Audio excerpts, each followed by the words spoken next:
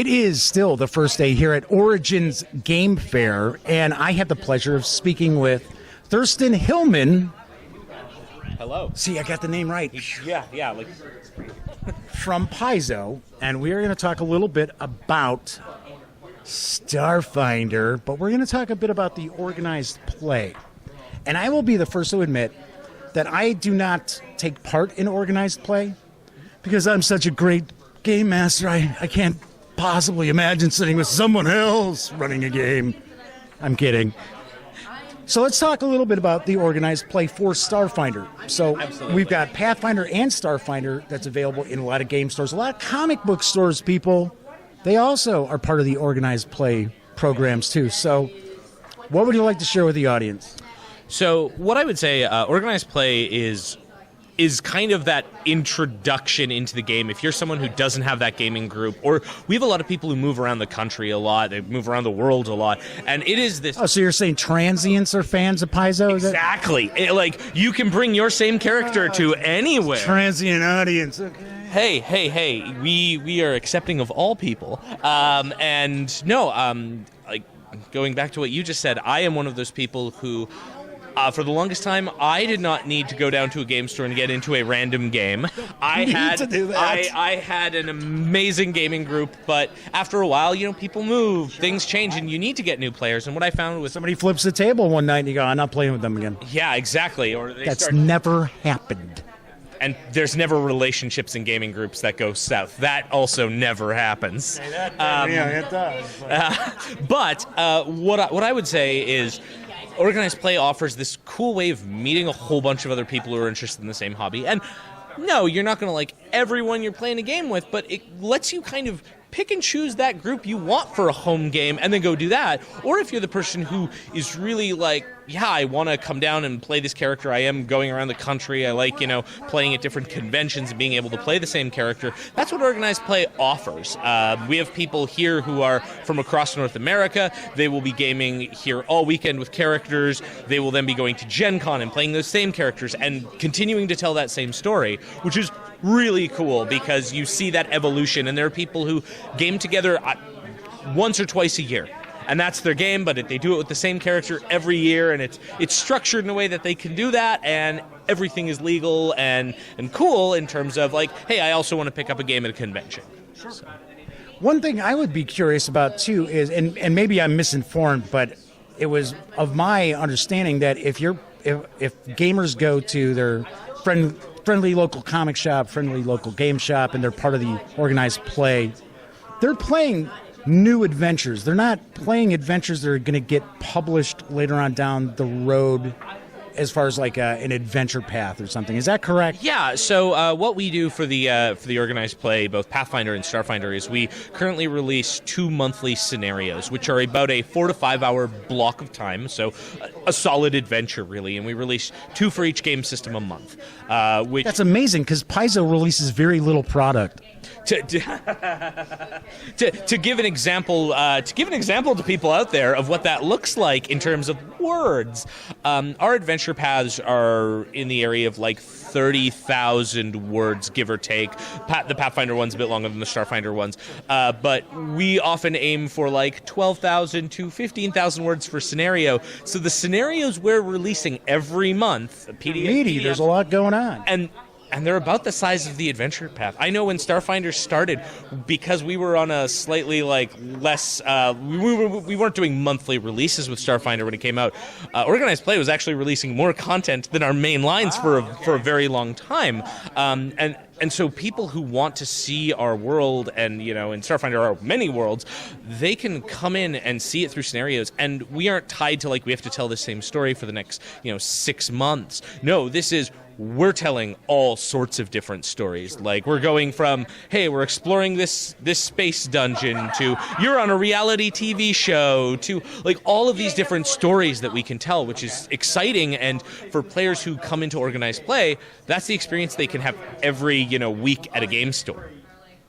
That's great. That's fantastic. That's one of the reasons why I wanted to mention that the adventures are different than published adventure paths. Is there are some companies that do organized play that effectively you're kind of playtesting the next adventure module that's coming out, and it's kind of like, yeah, well, I already did that. This is all new stuff. Well, so for Starfinder, it's really interesting because I work really closely with the Starfinder creative director, Rob McCreary, in that any of the scenarios we do are 100% in continuity. They're part of the setting. We're more than ever at Paizo really embracing Organized Play's stories as being like really core to the setting. The book that we're releasing at Gen Con, Alien Archive 3, our third sort of like bestiary style book, that is going to have 3 things that first appeared in Organized Play. You heard here first. Yeah, well, we've announced some of it, but we are going to have 3. I don't think we've announced the specific number, but we have 3 things that are going to be showing up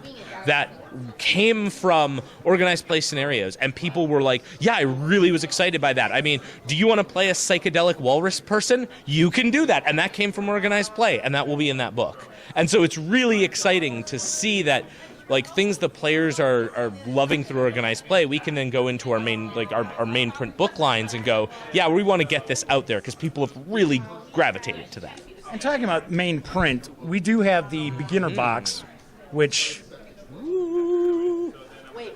those of you who watch the Daily Dope Monday through Fridays and visit the Gaming Gang know I already reviewed this very recently. I think this is a fantastic value. I thought this was very impressive. I like Starfinder. I thought, honestly, I thought Paizo could have just phoned it in and been like, yeah, it's just Pathfinder Space. All right, there you go. Nah, that's good. Money. They didn't do that. They really did kind of reinvent the whole system. One question I would have is, I know Starfinder started out gangbusters at Gen Con, sold out on the first day. A lot of people were disappointed when they came with their Friday passes. And it kind of stumbled a little bit out the gate because it sold out so quickly. A lot of people wanted to get their hands on it. What's going on with Starfinder now that's really ramping up? Because I heard that it is about as popular now as it should have been when it released. It's funny because we are seeing that popularity increase in Organized Play, much like the launch. We did like 1 scenario a month and people demanded more, so after a few months we switched to 2, and now we are really seeing like these communities build up around Starfinder, especially as we look at like Pathfinder 2nd Edition. We have some people who are, maybe I'll try Starfinder in the meantime, see how that's going. And as far as like our content ramp up, Beginner Box is kind of integral to that because it is a way to not present someone a 600-page tome. You can present like a family a box and they can play everything in here and get a sense of like, oh, do I like this? Oh, I do, sweet. I can then pick up the book or the PDF. A lot of people are doing that. But as we're sort of ramping up, I mentioned we have Alien Archive 3 coming out at Gen Con. That's a prime example. You're getting a residual on this, aren't you? Because it's like it's just the bam. Hey, I wrote some stuff for that book. Mushroom people, come on. But I'll also say that the book that's coming out after that we announced, we did a playtest for earlier in the year, the Character Operations Manual, where much like we've done with Pathfinder products, where we did a playtest of 3 new base classes for the game, the Character Operations Manual internally we've kind of bandied around as like the Starfinder version of the Advanced Player's Guide. It's a lot more options, and that's what the community really wants. Now that we've kind of got our feet under us, we've got a setting book out there, we've got a gateway for people to get in, all the players who've been playing the game really want to see more content for like building characters, and that's where we're sort of pivoting to. Role players want content? That's amazing. Holy, they want like feats. We will give you feats. You want like Starship rules? Here, have some more Starship rules. I just want a core book and I don't want to see anything else for about 2 years. And I hate when you see a release like that. It's like, thanks for the core book. Come on. How about a bestiary? How about some other stuff, please? Well, and so with this release schedule ramping up, and that's kind of where we've announced, like, as far as what's coming out, we've got so much room to grow now because now we're establishing our base with something like the Beginner Box, which is going to be working into our strategy for Organized Play, getting this box out to stores, getting people gaming at stores and trying this out, and then coming into Organized Play, and then having those upcoming books like the Character Operations Manual where players can get that content and really just deep dive into our game is really exciting right now. So, excellent. Yeah, I think, I was a fan before. This is a really exciting product. I hope you go buy it. I mean, it'd be great if you could just give me all the money. No, seriously, it is going to be a great product. I'm so excited for some of the classes. I run a stream game on Twitch where we even tested out one of the playtest classes, and like as someone who works for the company but also being able like frontline, like, hey, we're going to take part in this playtest, that was really exciting, and we got to see all of these like wacky rules interactions and gave feedback, and I get really excited about our game and about the stories we get to tell, because most of my side is more the creative side and designing all the stories for our scenarios and like our season, which is season 2 of Starfinder Society, which is launching here. Oh, okay. Yeah.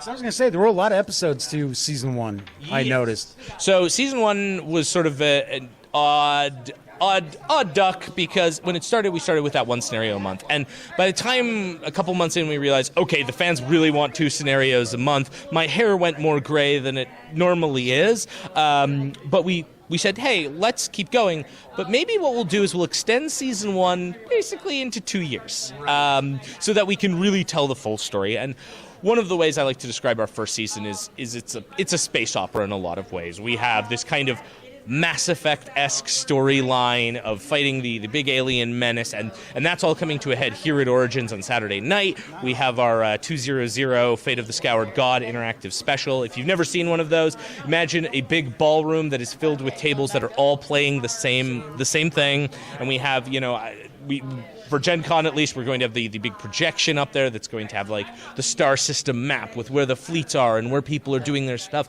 and that brings people together in such a unique way, and everyone has stories out of it. I mean, one of the first things that happened when I came here was people waiting in line and hearing them talk about last year's special, and like, man, you'd be stupid if you weren't going to the Planet of the Dinosaurs first. Everyone liked Planet of the Dinosaurs. Who'd have thought about it? So following 200, which is kind of our capstone to our first season, we're going into the Year of 1,000 Bytes, which is our next season, which is taking a very different tone and approach to how we're storytelling, and going from less of a giant space operatic to something a bit more personal to players, a bit more personal to the organization that we have, the Starfinder Society, which is kind of this group of explorers. And one of the real intense things that we haven't done before in Pathfinder that is kind of core to our season this year is we're actually taking a player's character and going through a series that will make them the new leader of our society. So anyone amongst our tens of thousands of players... So it's a fight to the death. Yeah, well, there's going to be some voting, and we're actually going to be... we're also going to have some fights to the death. There we go. Because in September, we're going to have a scenario that introduces about 4 to 5 of the candidates that made it through our kind of preliminary screening. And then we're going to have the players vote and pick which of these 5 do you think should lead the organization and really decide where our story goes next. And it's great from a creative standpoint because kind of get to take like a step back and go, no, this is a living campaign. The player base gets to decide what they want to do. And so we're so... putting things in the hands of the public always works out well. That's also why we have a vetting process. I won't lie. There were a couple nominees that came up where it's like, that name's pretty offensive. That name belongs to another IP. Can't use that. Like, oh yeah, and we get that, and we knew going in that was going to be the case. But it was really interesting to see some of those like more setting-based characters that came up through that process. And yeah, in September we're going to introduce all of these potential leaders to the masses, and we've had a lot of fun internally talking about, so like, what happens if like next year's big interactive special, the player for that character shows up? Well, then we can put them on stage and give them the mic and let them do all the big announcements to the room because they're in charge. And so like that type of living campaign, it's sweet. Going to be really fun, I think. Thurston, any final words you'd like to share about the, Starfinder Organized Play? What I would say to anyone out there, whether you're someone who has that home game or you're someone who's traveling a lot, is to seek us out. You can go to Paizo.com under Organized Play, find all the information about us. And if you have like a local game store, you can figure out what they're running, get down there. If you're someone who's in an area where you don't have gaming, you can start your community. And if you're someone who's wanting to build a community, Organized Play kind of gives you an excellent backdrop that is a bit more behind it than like a lot of game stores, like posting a piece of paper on the wall and be like, here's my phone number, please don't like auto dial me. Having Organized Play, Please don't be a serial killer. exactly.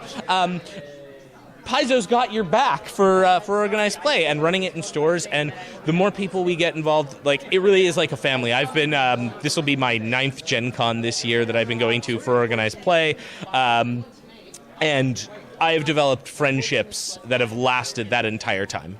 And becoming part of a family like that That's all this hobby is. exactly. And so when you look at it from like, oh, I met some people in a cool group, to, wow, I can walk into a room like that and we all have something in common, that is so powerful. And I strongly recommend everyone out there take a look at what we do in Organized Play if you get the chance, because, yeah, I think we do a lot of good and we build a lot of relationships and friendships that last lifetimes. Fantastic. Thurston, I wish you were a little more animated today during our talk, but I am sorry. I Thank am you a so very much. somber person. Thank you, sir. enjoyed your origins.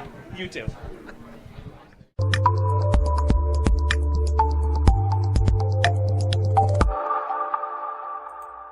Thanks for watching my Origins Game Fair 2019 coverage. If you'd like to see more convention coverage, click right here.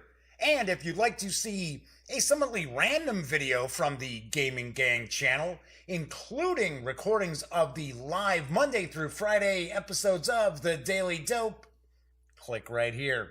Once again, I'm Jeff McAleer. Thank you very much for watching, and please subscribe.